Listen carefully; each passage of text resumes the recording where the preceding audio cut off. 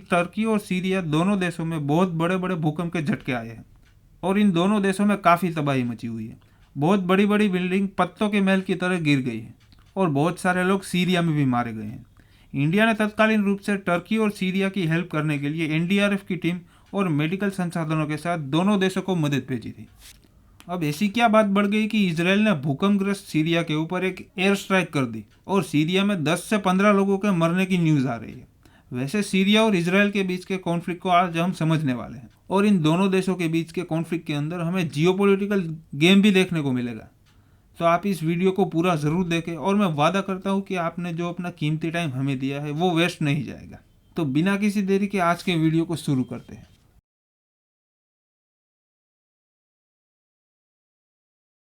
ना अब सबसे पहले ये जानते हैं कि इसराइल और सीरिया के बीच में प्रॉब्लम क्या है, क्योंकि अगर हम यही नहीं जानेंगे तो हमें ये पता ही नहीं चलेगा कि इसराइल ने सीरिया के ऊपर एयर स्ट्राइक क्यों की और सारी बातें ऊपर से चली जाएंगी। तो सबसे पहले हम मैप पर देख लेते हैं कि इसराइल और सीरिया कहाँ पर है। सीरिया के साउथ में इसराइल स्थित है और इसराइल के नॉर्थ में लेबनान स्थित है।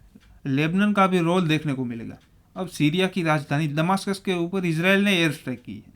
अब ये जो आप मैप पर देख रहे हो गोलन हाइट्स, इसी को लेकर इसराइल और सीरिया के बीच में विवाद सालों से चल रहा है। जैसे कि हमें इसके नाम से ही पता चल रहा है कि गोलन हाइट्स यानी ऊंचाई वाला क्षेत्र है और अगर किसी भी देश के पास अपने दुश्मन देश के मुकाबले ऊंचाई वाला क्षेत्र हो तो उस देश को ज़्यादा एडवांटेज मिलता है। 14 मई 1948 से पहले यहाँ पर आज के समय इसराइल नाम का कोई देश हुआ ही नहीं करता था। यहाँ पर पैलेस्टाइन नाम का देश हुआ करता था। पैलेस्टाइन के ज़्यादातर लोग सुन्नी मेजोरिटी के थे। अब जब यहूदियों के ऊपर जर्मनी में बहुत ही ज़्यादा मारकाट और अत्याचार होने की वजह से कई सारे यहूदी लोग अपनी अपनी तरह से दूसरे देशों की शरण में जाने लगे, पर इतने सारे लोगों को अपने देशों में शरण देना इतना भी आसान नहीं होता। इसीलिए ब्रिटेन और अमेरिका ने मिलकर यहूदियों को पैलेस्टाइन और जॉर्डन के बीच के हिस्से में लाकर बसा दिया। अब वहाँ पर जो नेटिव सुन्नी मुसलमान रह रहे थे ये उनको पसंद नहीं आ रहा था कि दूसरे देशों के लोग हमारे देश में क्यों रह रहे हैं। फिर धीरे धीरे ये विवाद बनना शुरू हो गया और इन्हीं विवादों के बीच में संघर्ष और भी बढ़ गया और ऐसी नौबत आ गई कि इसराइल को अपने अस्तित्व के लिए युद्ध लड़ना पड़ा। अब इस युद्ध में इसराइल के साथ तो अमेरिका था जो सुपर पावर है और यूरोपियन वर्ल्ड भी उसके साथ शामिल था और पैलेस्टाइन के साथ Syria, Jordan, Iran, Lebanon, Egypt और ईरान जैसे देश पैलेस्टाइन के साथ आ गए। 1967 की वॉर होती है और दोनों तरफ से लोग लड़ाई लड़ते हैं और इसी बीच में इसराइल ने सीरिया के गोलन हाइट्स वाले क्षेत्र पर अपना कब्जा जमा लिया। अब ये जानते हैं कि गोलन हाइट्स पर कब्जा करने का मेन रीज़न क्या था। इसराइल का मेन रीज़न यही था कि यहाँ से इसराइल को अपनी अपनी 1/3 आबादी के लिए पीने लायक पानी मिलता है। इसराइल को ये पानी जॉर्डन रिवर से मिलता है। जॉर्डन रिवर वो नदी है जो सी ऑफ गैलीली, उससे इसराइल की 1/3 आबादी को पानी मिलता है। गोलन हाइट्स पर इसराइल ने 1967 से वहाँ पर कब्जा जमाए रखा है और 2019 में तो डोनाल्ड ट्रंप ने यह भी मान्यता दे दी कि गोलन हाइट्स अब से इसराइल का पार्ट है। एक तरह से ऐसा मानिए कि अमेरिका की नज़र में गोलन हाइट अब इसराइल का ही पार्ट है। अब इसराइल को ये पूरा एडवांटेज मिलता है कि इसराइल की सेना ऊंचाई पर होने की वजह से पूरे सीरिया पर उनकी नज़र रहती है और गोलन हाइट से इसराइल की आर्मी सीधे सीरिया की कैपिटल दमास्कस पर बहुत ही आसानी से नज़र रख सकती है, क्योंकि सीरिया एक प्लेन कंट्री है और इसराइल की सेना हाइट पर होने की वजह से उनको काफ़ी एडवांटेज मिलता है और इसराइल को हमला करने में भी काफ़ी आसानी रहती है। अब इसराइल और सीरिया के बीच में रिलेशन ऐसे है कि हम लोग एक दूसरे के ऊपर पत्थर फेंकते हैं, ऐसे ही इसराइल और सीरिया एक दूसरे के ऊपर मिसाइल मारते हैं। आपको यह लगता होगा कि ये इसराइल वाले पागल है क्या कि ऐसे ही सीरिया पर हमला कर देते हैं।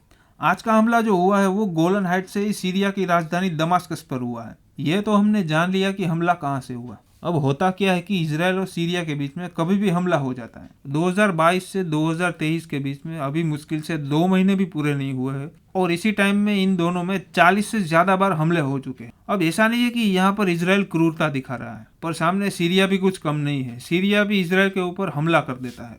अब इन दोनों के बीच में कुछ तो बात होगी ना।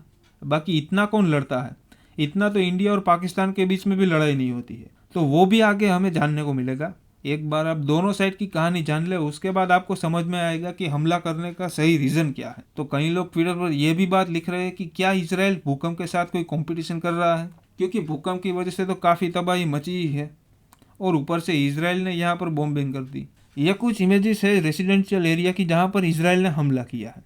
ट्विटर पर लोग ये भी मीम बना रहे हैं कि सीरिया में जो भूकंप आया है इसकी वजह से सभी देशों ने अपनी अपनी तरफ से कुछ ना कुछ मदद भेजी है और इसराइल ने भी यहाँ पर मदद भेजी है, और वो बॉम्ब के रूप में थी जो वहाँ पर जाकर फटा।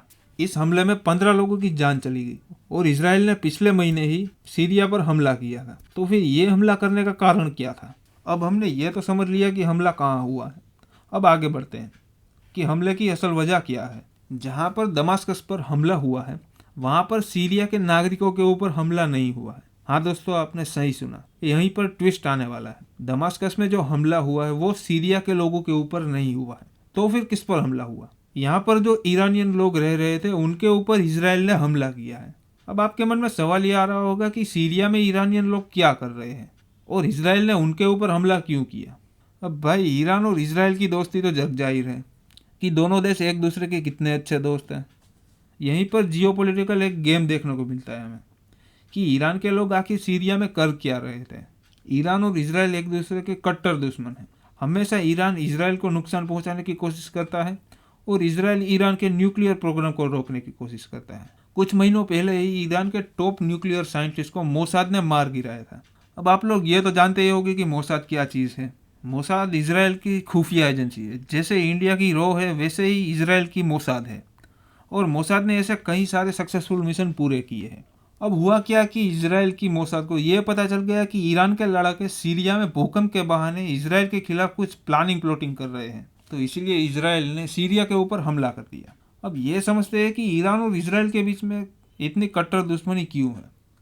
तो 1948 से पहले इसराइल नाम का कोई देश तो हुआ नहीं करता था और यहाँ पर पैलेस्टीन नाम का देश था।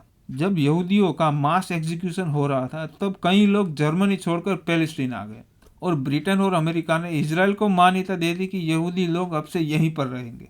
अब पैलेस्टाइन के लोगों के बीच में ये विवाद छिड़ गया कि यहूदी लोग हमारे देश में क्यों रहे भाई। धीरे धीरे इस विवाद ने 1967 के युद्ध का रूप ले लिया।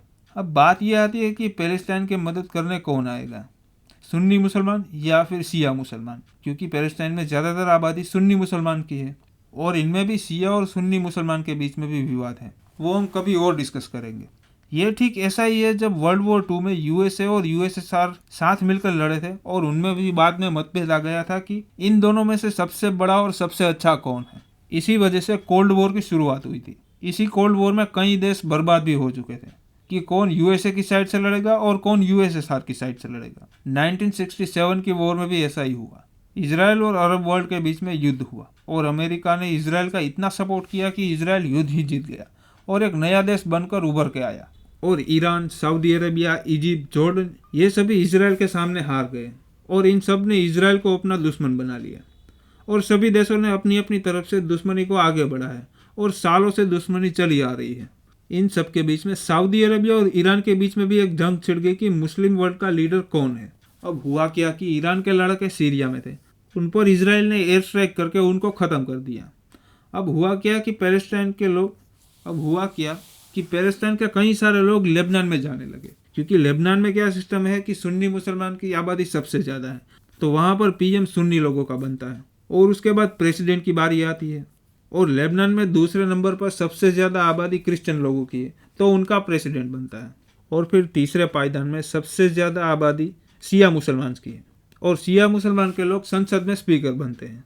अब ये सिस्टम लेबनान में 25 सालों तक बहुत ही अच्छे से चला।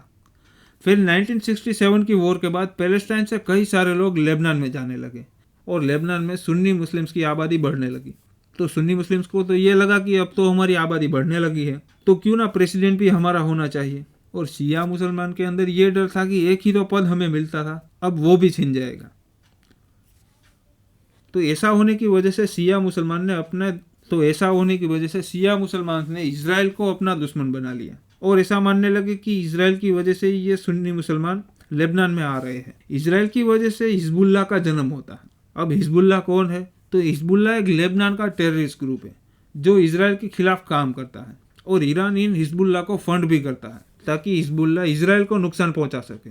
अब तो आपको गेम समझ में आ गई होगी कि ईरान जब सीरिया से हमला नहीं कर पाता तब ईरान हिजबुल्लाह को पैसे और हथियारों की मदद देकर इजराइल को नुकसान पहुंचाने की कोशिश करता है लेबनान से। तो हमला करने की असल वजह यह है कि ईरान और इजराइल के दुश्मनी के चलते बार बार सीरिया या फिर लेबनान में हमले होते हैं और सीरिया के प्रेसिडेंट बशर अल असद जिनकी सीरिया में सरकार है वो भी एक शिया मुस्लिम है, तो इसीलिए ईरान भी उनको समर्थन देता है। तो मुझे उम्मीद है कि आप लोगों को ये पूरा माजरा समझ में आ गया होगा। तो आज के वीडियो के लिए सिर्फ इतना ही। अगर आपको वीडियो अच्छा लगा तो लाइक करें और चैनल पर नए हैं तो सब्सक्राइब करें। सो इसी नोट के साथ keep watching and keep learning. Bye.